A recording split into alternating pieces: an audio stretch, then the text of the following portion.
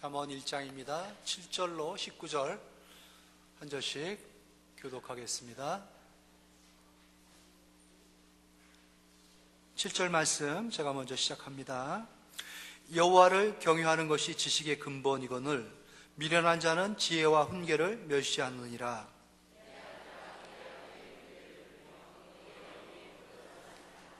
이는 내 머리에 아름다운 관이요 내 목에 금사슬이니라.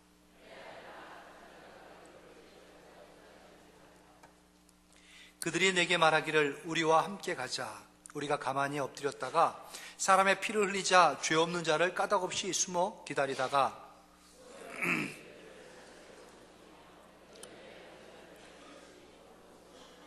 우리가 온갖 보화를 얻으며 빼앗은 것으로 우리 집을 채우리니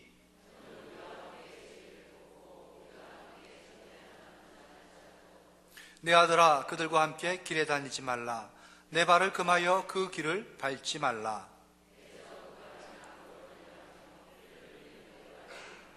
새가 보는 데서 그물을 치면 헛일이겠거늘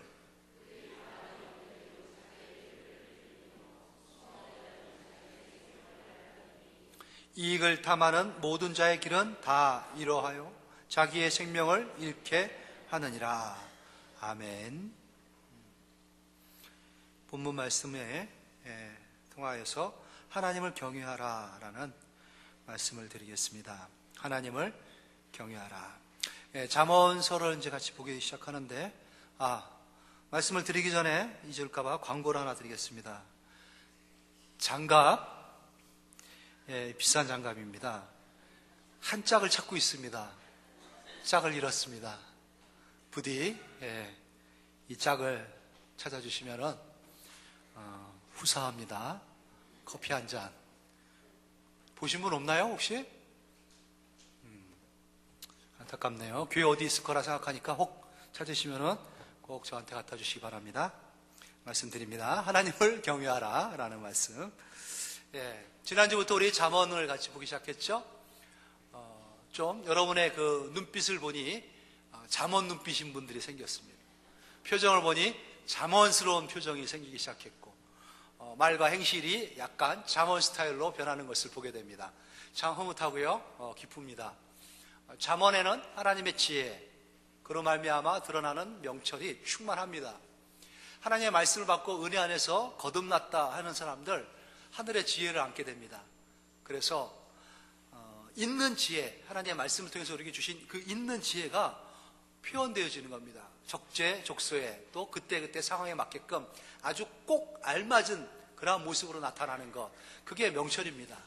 그래서 지혜로운 사람, 명철 있는 사람 사모하시기 바라고, 그러한 사모하는 마음 가운데에 하나님께서 잠언 말씀을 통해서 우리에게 더 주실 거라 생각되는데, 잠언 스타일은 어떤 스타일이죠? 잠언 스타일, 하루에 한 장씩 잠언을 읽는 사람이 잠언 스타일이에요. 하루에 한 장. 잠언은 총 31장까지 돼 있다 그랬죠? 그래서 매일같이 그 날짜에 맞는 그 장을 읽는 겁니다. 묵상하는 거고, 그 중에 한 말씀을 붙잡아 가지고 깊게 새기는 것, 그게 이제 잠언 스타일이다 이렇게 말을 하고 싶고, 오늘은 12월 2일이죠. 그럼 오늘은 몇 장을 우리가 묵상을 하고 되죠? 2장입니다. 2장. 어저께 1장을 못했어요. 그래가지고 오늘 1장, 2장을 다 읽으면은 반칙이라 그랬죠. 그러면 안 됩니다. 그냥 오늘은 그냥 2장만 읽으세요. 할 수 없습니다. 1장은 불순종했기 때문에 벌을 받아야 돼요. 읽으면 안 됩니다. 하나님의 말씀을 못 읽는 게 벌이에요. 그래서 2장만 읽으십시오.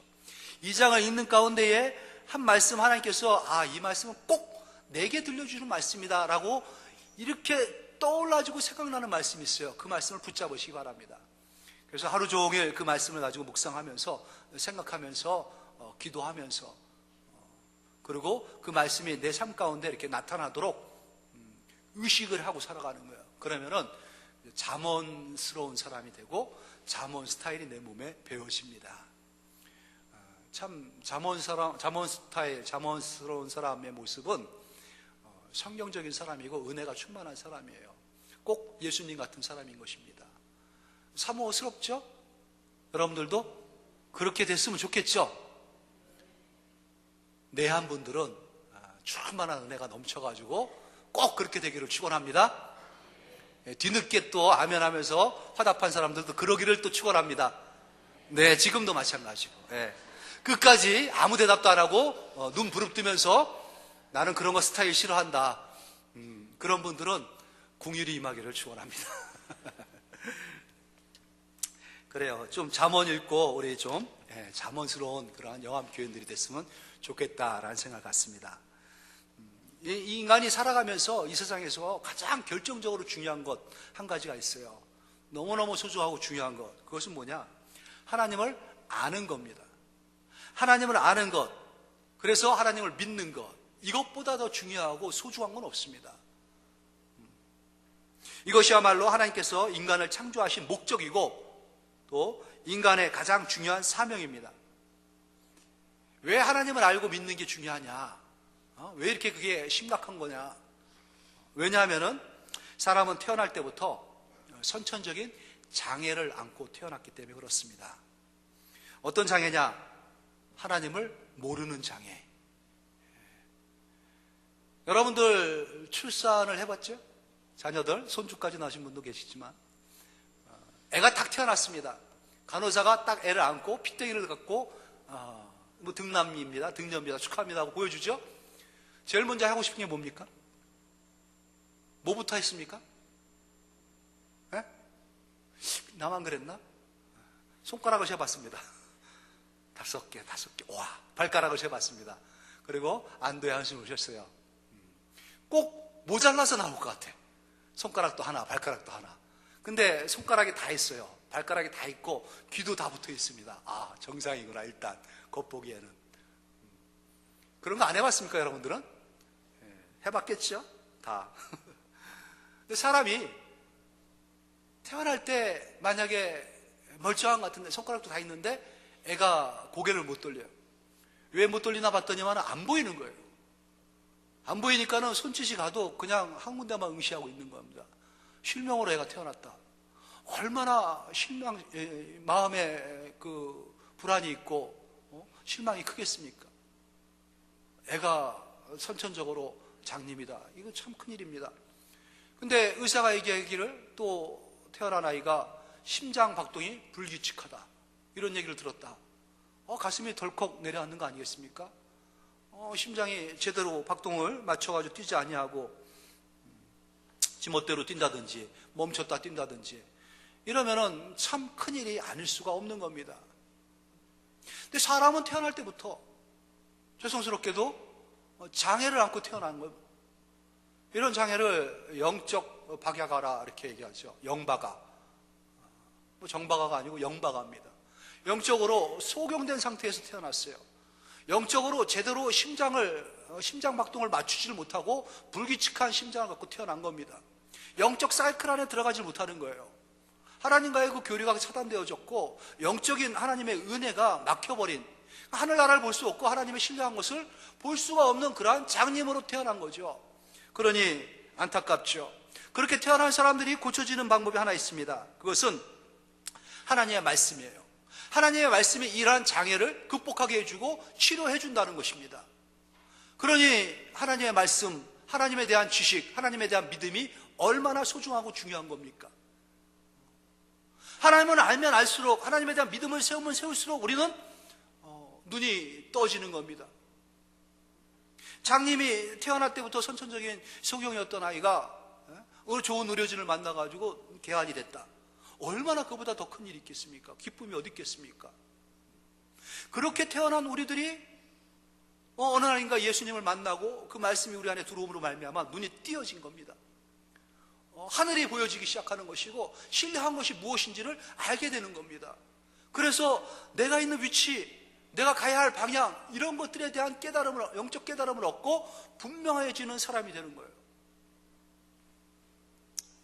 하나님을 모를 때에 하나님의 말씀이 내 안에 들어오기 전에 보았던 세상, 붙잡았던 이 모든 것들, 그렇게 전력 투구하면서 악착같이 살아가지고 붙잡고자 했던 그 모든 것들이 참 거짓됐구나, 참 헛되구나, 아무것도 아니구나 라는 것을 비로소 깨닫기 시작하는 겁니다. 평생 왜 그것을 내가 해야 하는지 모르고 사람들은 목숨을 걸고 돈을 쫓습니다. 내가 왜 이 회사에 충성하면서 이 회사의 모든 것을 다 바쳐야 되는 건가 모른 채 그 회사에 들어가가지고 30대, 40대 좋은 시절 다 보내고 50대 끝 무렵에 그나마 또 회사에서 쫓아내면 어떡하나 불안해가지고 붙잡고 있다가 결국 쫓아나오고 쫓겨나오고 그렇게 해가지고 인생이 끝나버립니다. 왜 내가 그걸 위해서 그렇게 애썼는지 노력했는지 왜 수고했는지를 모른 채 그 환상과 같은 신규를 쫓아가지고 그렇게 인생을 몰두해가지고 삽니다. 그러다가 인생 황혼 끝 무렵에 돌이켜보니까 참 헛되다. 헛되고 헛되니 모든 것이 헛되도다. 그냥 헛소리만 하다가 인생이 마감되는 거예요. 그거를 비로소 예수님을 만났을 때에 주님을 알게 되고 알므로 말미암아 믿음이 내 안에서 생겼을 때에 눈이 떠지면서 잘못된 길을 걸었구나 생각하고 이제 완전히 다른 새로운 세계, 새로운 길, 새로운 목표, 새로운 목적, 또 새로운 인생, 새로운 마음, 새로운 다짐, 새로운 표정, 새로운 옷차림, 새로운 행동거지 모든 것이 다 새롭게 변하면서 전혀 다른 사람이 되는 겁니다. 전혀 다른 인생을 걷기 시작하는 거예요. 주님의 말씀이 그 능력으로 나타나는 겁니다. 그래서 주의 말씀이 모든 지식의 기본이 되는 겁니다. 근본이 되는 거예요. 출발이 되는 겁니다. 여기에서 시작하지 않으면, 여기서 출발하지 않으면 계속 헛 인생만 살다 가는 겁니다. 눈 감는 순간에도 내가 왜 살았는지 몰라요. 아무리 학위가 많아도 왜 사는지 모릅니다. 누가 왜 사냐고 묻거든 그냥 웃지요. 이게 답입니까? 그렇다고 그것도 아주 명답이라 그래가지고 인구에 회자되고 있어요. 그렇게 말하면은 굉장히 고상한 줄 알아요. 교수님 왜 삽니까? 우리 교수님 최고야. 너무 많은 걸 아는 것 같아. 알긴 뭘 알아요. 모르니까 웃는 거죠. 예? 예수 안에 들어왔을 때 눈이 떠지는 겁니다. 왜 사는지, 왜 살아야 되는 건지, 어디서 왔는지, 어디로 가는지 이 모든 근본적인 물음에 대한 답을 얻게 되는 거예요. 그러니 내가 어떻게 살아야 되는지에 대한 방법도 알게 되는 것이죠. 이렇게 되면, 이렇게 살면 안 되는구나, 이렇게 말하면 안 되는구나, 이러한 마음가짐은 안 되는구나 알고 분별해가지고 옳고 바름에 대한 선택을 하고 그 길로 걷게 되는 것입니다. 그래서 하나님을 아는 것은 지식의 근본인 겁니다. 하나님을 아는 것이 지식의 근본이어야 되는데 오늘 3절에 보니까는 여호와를 경외하는 것이 지식의 근본이라, 경외라는 말을 썼습니다. 알아야지 하나님에 대한 지식에 대한 근본을 얻는 건데 경외다. 경외라는 말이 무슨 뜻입니까? 경외라는 것은 우리가 하나님을 알 때, 그것도 바로 알 때, 똑바로 알 때 우리에게 생기는 하나님에 대한 반응이 바로 경외예요. 하나님을 아는 사람만이, 분명히 하나님이 누군지를 알고 그 앞에 나 자신을 비춰볼 수 있는 사람만이 하나님에 대한 경외에 대한 반응을 드러내 보일 수가 있는 것입니다. 맨날 그림책으로, 동화책으로 이건 호랑이야, 어흥 하고 엄마가 들려줬던 그 호랑이가 어느 날 산길을 걷는데 갑자기 내 앞에 딱 나타나가지고 어흥거리고 나타난 거예요. 실제로 본 겁니다. 그림을 봤을 때 아이 무서운가 보다 했더니만은 실제로 내 앞에 딱 맞닥뜨려가지고 호랑이가 나타났다. 그때 호랑이 앞에 나의 반응은 뭡니까? 전율이 일어나는 겁니다. 전기의 충격, 몇만 볼트에 감전된 것 모양 꼼짝을 못하고 그냥 전율을 느끼면서 두려움 가운데 그냥 딱 얼어붙어 버리는 모습. 그게 바로 호랑이에 대한 경외예요. 연약한 인간이. 근데 그 이상으로 하나님을 알면 알수록, 하나님에 대한 분명한 지식을 가질수록 우리는 경외할 수밖에 없습니다. 나의 모든 것을 알고 계시는 하나님이에요. 이거를 실제로 내가 깨달았다.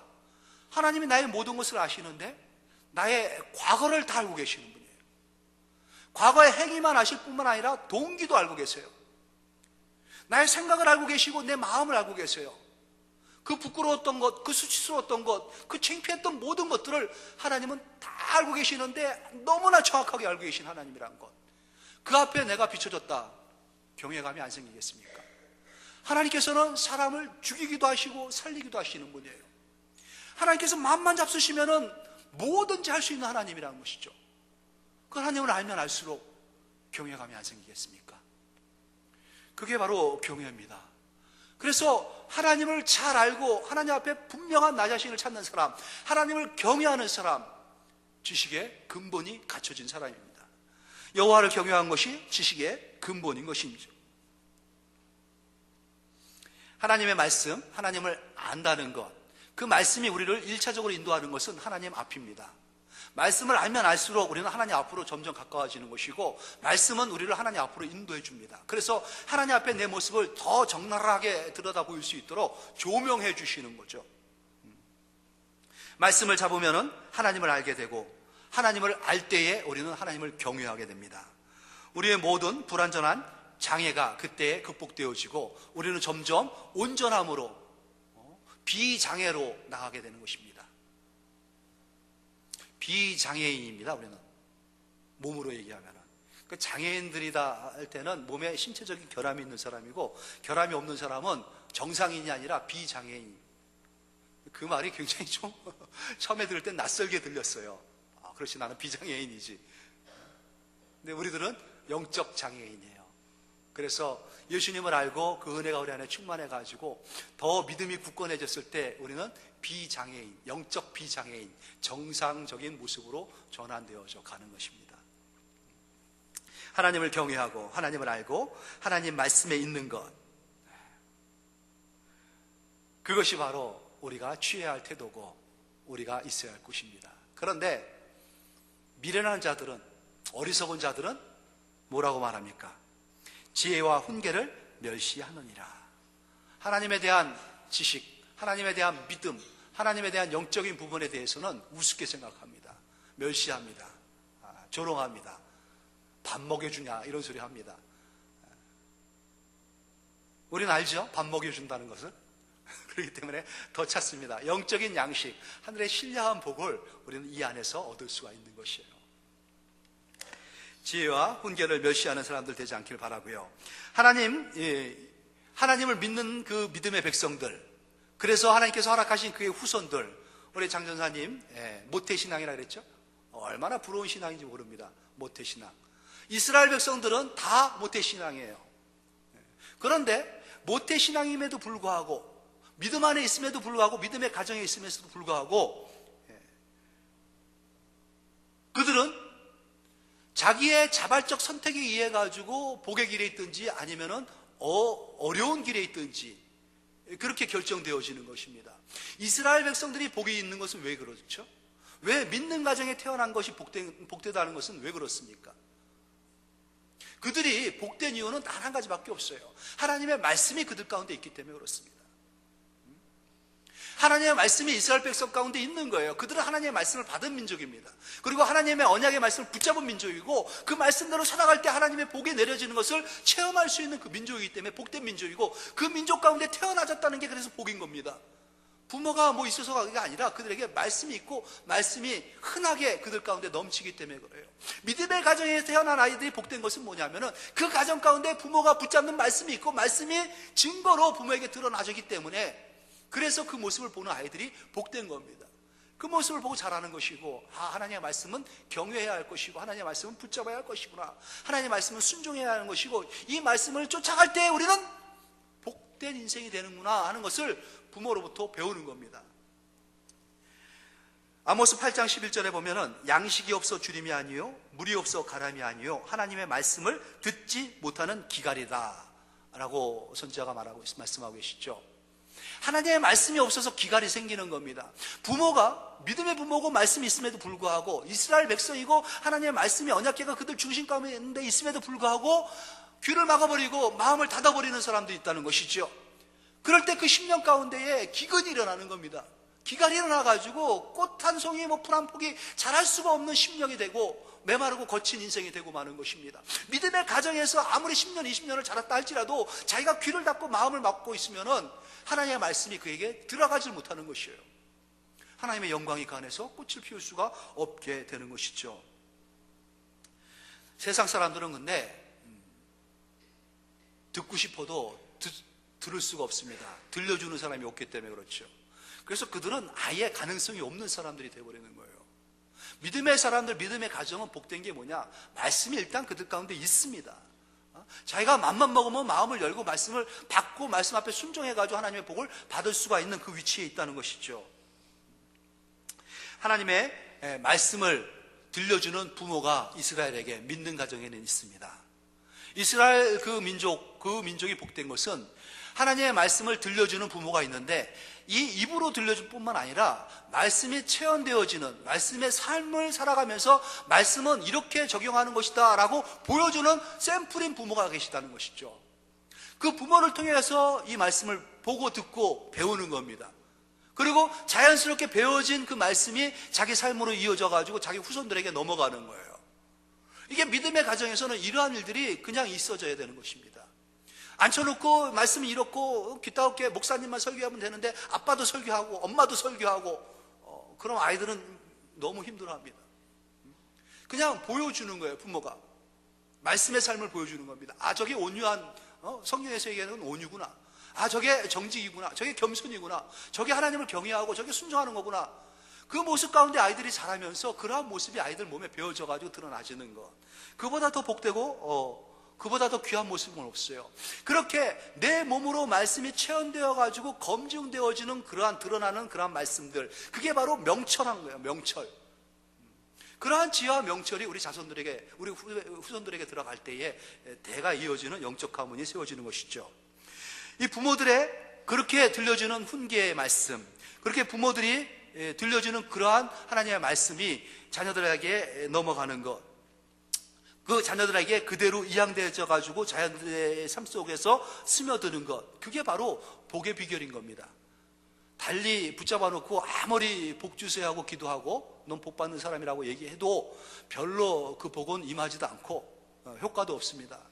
사라진 부모의 모습, 말씀이 드러나는 내 모습을 통해서 자녀들에게 나아가는 거, 흘러가는 거, 그게 바로 복의 비결인 거예요. 그렇게 부모의 모습을 통해서, 우리 조상들의 모습을 통해 가지고 하나님을 경외하는 것이 내게 넘치고, 넘치는 모습이 자녀들에게 보여지고 드러나지고 흘러간다. 그렇게 이 말씀이 흘러가는 그러한 구조, 그러한 가정, 그러한 분위기, 그 자체가 복 있는 겁니다. 그러한 가정이, 그러한 교회가, 그러한 가문이 복된 가문인 거예요. 가정인 것이고, 말씀을 떠나지 않고 말씀을 붙잡고 이어져 나가는, 보여지는, 또 받아들이는 그러한 가정, 복된 가정입니다. 그들의 머리는 아름다운 관으로 씌워지고요, 그들의 목은 금사슬이 걸려져 있을 것입니다. 9절 말씀이 그렇죠. 이는 내 머리에 아름다운 관이요 내 목에 금사슬이다. 이렇게 복된 것을 표현해 주는 이러한 단어들, 이러한 문장을 쓸 수 있는 것은 앞에 그 8절의 말씀 때문에 그래요. 내 아들아, 내 아비의 훈계를 들으며 내 어미의 법을 떠나지 말라. 아버지의 훈계를 받고 어머니의 법을 떠나지 않을 때에 하나님의 말씀이 보여지는 그 모습 그대로 내가 이어받아가지고 살아갈 때, 그게 바로 복의 비결이고 복의 근원이라는 것입니다. 인생에 두 길이 있습니다. 이거는 잠언에서, 성경에서 계속해서 제시하고 보여주는 길인데, 지혜의 길이 있고 미련한 길이 있습니다. 지혜의 길은 생명의 길이고요, 미련한 길은 사망의 길입니다. 근데 그 기로에 서 있는 나는 선택의 결정권을 갖고 있어요. 선악과를 따먹을 수도 있고 안 따먹을 수 있는 결정은 누가 하냐면, 하나님께서 너 따먹어라 말아 하기 아니라 내가 따먹은 거고 내가 안 따먹을 수 있는 겁니다. 이 결정권, 선택에 대한 결정권을 하나님께서 우리에게 주셨어요. 하나님께서 원하시는 건 뭡니까? 하나님 말씀에 순종해야죠. 안 따먹고 더 많은 것을 주신 하나님을 누리기를 원하시는 것이죠. 근데 사람들의 선택은 늘 하나님을, 이 선악과를 따먹는 게 아니라 하나님의 말씀을 배반하는 쪽으로 손이 갑니다. 불순종의 길로, 미련하고 그 어리석은 길로 가기를 좋아합니다. 영적인 장애를 갖고 태어났기 때문에 그렇다고 했죠. 그래서 그들이 결국 도달하는 그 종착점은 어디냐 하면은 사망인 것이에요. 사망. 사망 안에 들어가고 나서는 다시 번복할 수가 없습니다. 한 번 더의 기회는 영구히 끝나는 겁니다. 이 짧은 인생에서 영원한 영생이 결정되어지는 거예요. 선악과를 따먹고 안 따먹고 그 순간에 한 입 배먹었다 안 배먹었다, 그게 뭐 그렇게 중요합니까? 따지는 사람들이 많더라고요. 그거 한번 따먹으러 말미암아 아담뿐만 아니라 아담의 100대 1000대의 모든 후손들 인류들이 다 사망으로 떨어진 거 아니겠습니까? 중요한 거예요. 너무너무 중요한 겁니다. 하나님 앞에 불순종한다는 것 또는 순종한다는 것, 사망이냐 생명이냐 뭐를 끝에 가서 만지냐 이 결정되어지는 것이죠. 지혜의 길이 있고 어두운 미련의 길이 있습니다. 그런데 믿기만 하고 내가 이스라엘의 백성이니까 믿는 자의 자손이니까는 나는 당연히 생명으로 간다라고 착각하고 있으면 안 됩니다. 여기는 무슨 자동 시스템이 돼가지고 딱 그 안에 들어오면 윙 해가지고 영생 끝 생명 이게 아닌 것이에요. 순간순간마다 그러한 결정 속에서 그런 선택 속에서 내가 하나님 쪽으로 선택하고 나가야 되는데 그게 내가 본질적으로 악한 사람이 선한 쪽을 선택하고 나가느냐 그렇진 않습니다. 하나님의 은혜가 입혀줌으로 말미암아 하나님을 경외하는 마음이 내게 들어오는 것은 하나님에 대한 지식 때문에 들어왔다 그랬죠. 하나님의 지식이 내게 들어와가지고 믿음이 되게 하는 것은 다 하나님의 은혜인 것입니다. 하나님의 은혜 주심으로 말미암아 하나님을 믿게 하고 하나님을 믿게 하게 하기 위해서 하나님의 말씀을 듣게 하시고 듣게 하게 하기 위해서 모아주시기 위해서 마음의 움직임이 있어가지고 감동을 주시고 누군가를 붙여줘가지고 기회를 계속해서 우리에게 주시는 거예요. 결국은 우리를 생명으로 이끌시기 위해서죠. 그런데 순간순간마다의 선택을 반대쪽으로 해나간다.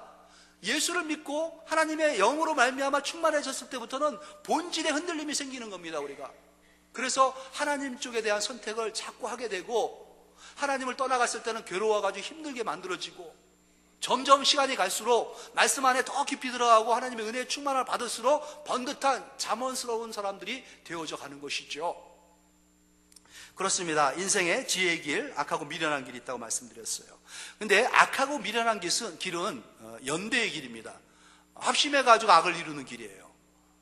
혼자서 절대 안 갑니다. 그 길은 사탄이 혼자 사망을 뒤집어 쓰고 책임지고 자기가 음부로 떨어지면 되는데 그렇지 않습니다. 꼭 동반자를 만들고 싶어하고 가능하면 하나님을 믿고 하나님을 잘 신뢰하는 사람들을 걸고 넘어져가지고 끌어가고 싶어 하는 그러한 속성을 갖고 있어요. 10절 말씀 보니 내 아들아 악한 자가 너를 꿰일지라도 따르지 말라 말씀하시죠. 그러니까 악한 자, 그러한 자들은 늘 우리 주위에 도사리고 있습니다. 그들이 하는 게 뭐냐? 11절에 보세요. 그들이 내게 말하기를 우리와 함께 가자. 그들의 처음으로 하는 말은 그래요. 함께. 계속해서 이들은 함께 하길 원합니다. 같이 하길 원해요. 함께 하자. 그래서 뭘 하자는 거예요? 가만히 엎드렸다가 사람의 피를 흘리자. 죄 없는 자를 까닭없이 숨어 기다리다가 스올과 같이 그들을 산채로 삼키며 무덤에 내려가는 자들같이 통으로 삼키자.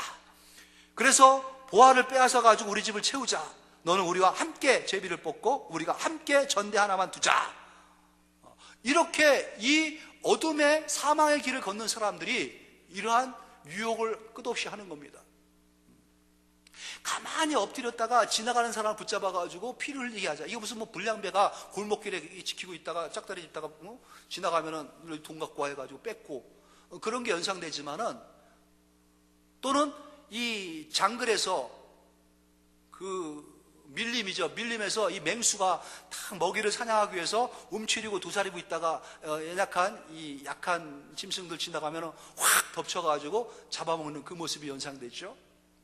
그러한 모습의 연상이지만은 이거는 이 사회 전체를 묘사하고 있는 겁니다. 세상이 그렇습니다. 강한 자, 똑똑한 자, 성공한 자들 위주로 세상은 돌아가요. 그들은 끊임없이 착취하고 빼앗아 갑니다. 자기들을 쌓기 위해서, 자기들이 높아지기 위해서, 자기들이 더 많은 것을 누리기 위해서 남들의 것을 계속해서 빼앗아 오고 그들 것을 모아가지요. 그러한 스타일로 세상은 정해져 있습니다. 그리고 악한 것을 도모하기 위해서, 더 많은 것을 쫓기 위해서, 취하기 위해서 자꾸 힘을 결속하고 함께하기를 원하고 있죠. 혼자서 그렇게 잘 안 합니다. 같이 하려고 합니다. 하나님의 말씀이 이스라엘 가운데 믿는 자 가정에 아무리 폭포수와 같이 소낙비와 같이 쏟아진다 한다 할지라도 비 오는 날 항아리 뚜껑을 딱 닫아 놓으면요, 비 개이고 나서 뚜껑을 열어보면 그 안에는 빗물이 하나도 안 들어와 있습니다. 아무리 물을 받으려고 해도 뚜껑을 열어놔야 되는데 마음을 열어놔야지 하나님의 말씀이 들어가고 하나님의 말씀이 그 안을 적실 터인데 하나님의 말씀이 홍수와 같은 곳에 있다 할지라도 마음을 닫아버리는 겁니다. 귀를 막아버리고 순종을 안 하려고 불순종을 작정하고 살아가는 거예요. 은혜가 들어가지가 않습니다. 은혜가 들어가야지 거름이 돼가지고 싹이 나는데 그러한 역사가 이루어질 수가 없는 것이죠. 세상이 그렇습니다. 우리는 그나마 이 은혜의 소낙비를 받고 있지만 세상에는 이 은혜가 은혜인지도 모르는 채 그냥 다 넘어가죠. 그냥 양육강식입니다. 정글의 법칙만 세상에는 유용할 뿐이죠. 먹잇감을 노려가지고 먹이를 사냥하는 그 동물의 왕국들을 보신 적이 있을 겁니다. 맹수, 사나운 맹수들, 사자나 호랑이 이런 것들이 연약한 토끼니 무슨 사슴이니 양이니 이러한 짐승들을 사냥을 할 때 지나가다 덜썩 잡혀먹히지 않습니다. 이들이 그 사냥감 하나를 잡으려고 얼마나 노력하는지 몰라요. 때로는 몇 시간씩 꼼짝도 안 하고 계속 사냥감만 응시하면서 웅크려가지고 먹이를 쫓고 있습니다. 그렇게 세상은 우리를 사냥감으로 생각하고 쫓고 있는 거예요. 삼키려고. 그렇게 숨어 있다가 탁 덮쳐가지고 잡았어요. 도망가다가 잡혔습니다. 그러면은 한 마리가 확 잡아가지고 뜯어먹으면은 우르르 해가지고 달려오지 않습니까? 그래가지고 이 먹이 한 마리를 넣고 수십 마리가 둘러서가지고 뜯어먹는 거예요. 근데 한 번 딱 이 이빨에 물려가지고 직사하는 경우는 없습니다. 한 번 물리고 또 살라고 일어나고 그 연약한 무릎에 바들바들대면서 힘을 내가지고 또 도망가려고 퍼덕퍼덕 하지 않습니까? 그러면은 이 사냥을 한 맹수가 불쌍하다, 살라고 애쓰는데 한번 봐줘야겠다, 그런 맹수 봤나요? 더 달라붙어가지고 더 뜯어먹습니다. 그러면 이 죽어가는 이 맹수는, 이 짐승은 눈을 껌뻑껌뻑거리면서 처절하게 하면서 살아있는 채 죽어가는 거예요. 세상이 그렇습니다. 여러분들이 하다가는 그냥 잡아가지고 물어가지고 뜯어가는데 좀 불쌍히 여기고 국물이 여기고 그런 거 없습니다. 미련한 자들은 그냥 끌어당겨가지고 다 망하게 만들어버리고 끝까지 그냥 바닥까지 가게 만드는 것이 세상 배후에 있는 세력의 정체인 것을 깨달아 하시기 바랍니다. 얼마나 집요한지요. 그런데 하나님께서는 그들의 길을 우리로 하여금 그들과 연대해가지고 같이 가는 것을 금했습니다.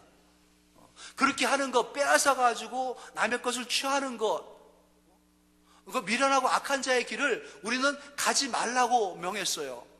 15절 말씀 보세요. 내 아들아, 그들과 함께 길에 다니지 말라. 내 발을 금하여 그 길을 밟지 말라. 그러한 것들을 부러워하지 말아야 되는 것입니다. 그렇게 뺏어가지고 내 집을 채우고 내 집을 넓혀 나가는 것, 그들의 그러한 모든 동기는 뭐냐면 자기의 뱃속을 채우기 위함이에요. 짐승을 잡아가 연약한 것들을 물어뜯는 이유는 뭡니까? 자기 배를 채우기 위함이죠. 다 100% 그겁니다. 뜯어가지고 옆에 있는 동물한테 갖다 주려고 절대 그런 거 없습니다. 자기 배를 채우기 위함인데 세상에 그런 거예요. 똑같아요.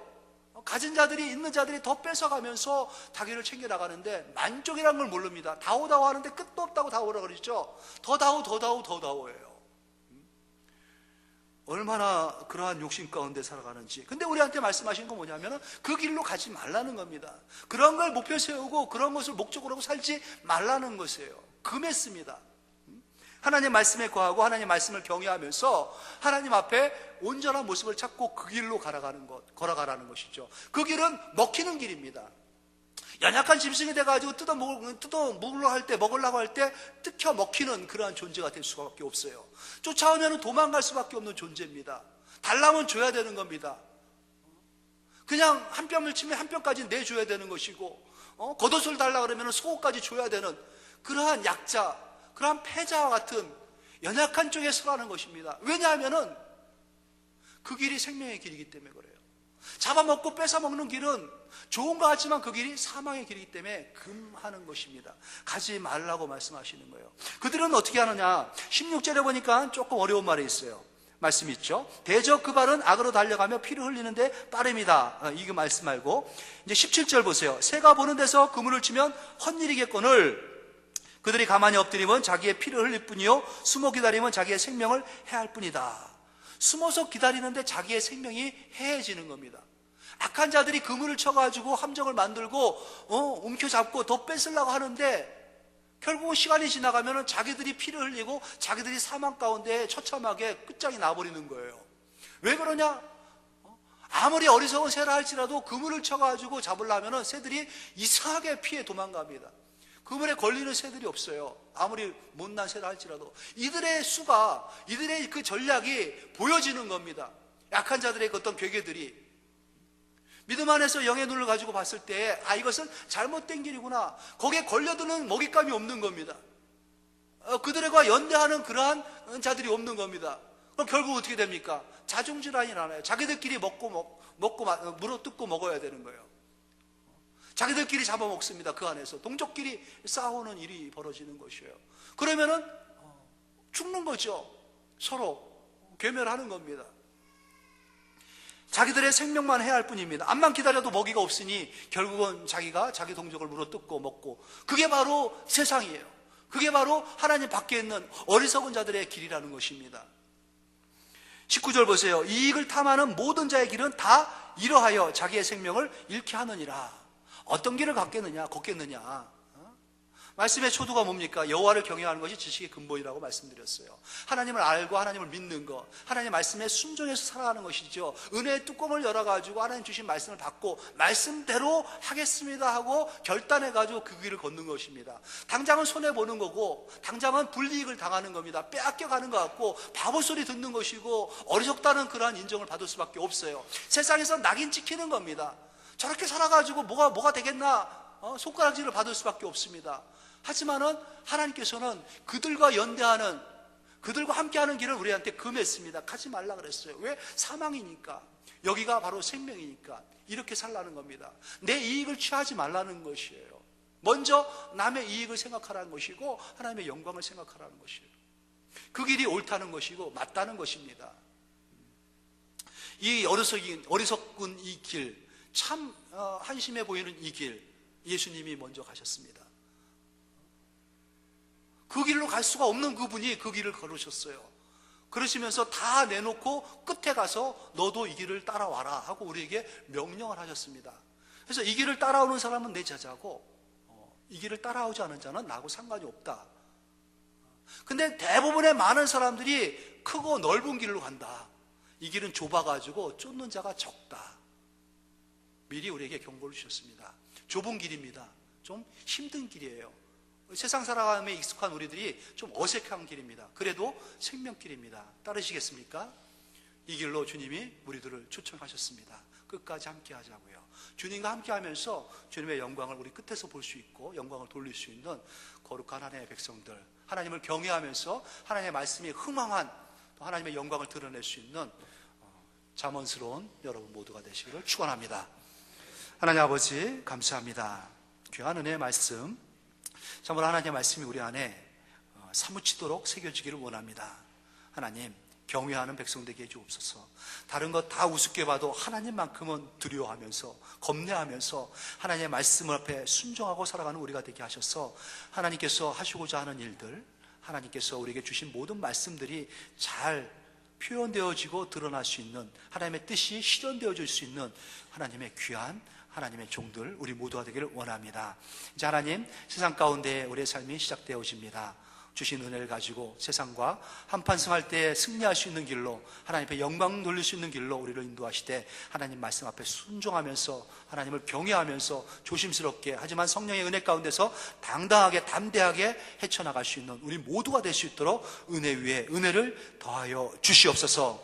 지금은 우리 주 예수 그리스도의 크신 은혜와 그 예수님을 아끼지 아니하고 우리에게 보내주신 성부 하나님의 그 말할 수 없는 그 사랑과 성령님의 감화 감동, 교통 충만케 하시는 능력 가운데 세우시는 역사하심이 하나님을 경외하며 하나님을 알기를 더 힘쓰고 하나님 앞에 더 굳은 믿음을 세워가며 말씀 붙잡고 하나님의 영광을 위하여 살겠습니다. 다시 한번 다짐하고 결단한 심령 위에 저들이 손대어야 하는 모든 일들 위에 또 이어져 나가는 모든 시간들 속에 머무는 가정과 자녀손들에게까지도 이제로부터 영원토록 함께하기를 축원하옵나이다. 아멘.